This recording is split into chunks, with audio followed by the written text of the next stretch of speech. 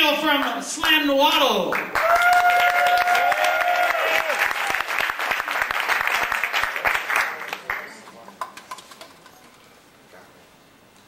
Einstein said, since time begins to move more slowly at higher speeds, it can be shown that at the speed of light it stops totally, and beyond that begins to run backwards.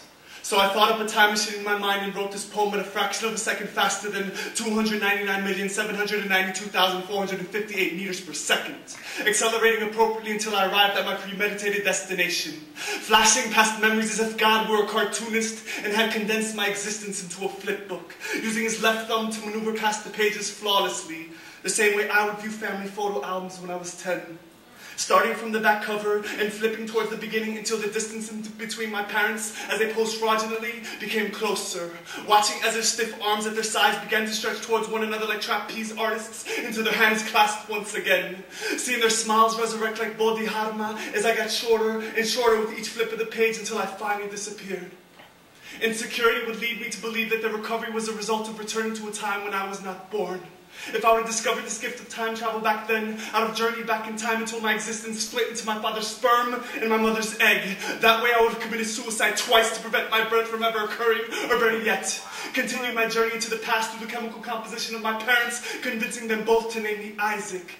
That way God could command them to sacrifice the very thought of me. Only this time the angel of the Lord would not intervene and Abraham would complete his Olah. I'm quickly approaching 7 a.m. on June 28, 2008, and I begin to slow down my thoughts as if carefully landing a Boeing 787. I arrive at my destination. This is the day my mother dies. The day I chose not to go to the hospital because her and I had not spoken for 5 years. I arrive at Columbia Presbyterian, and the nurse directs me to her room. I walk in, and my mother turns her head away, shameful of her condition.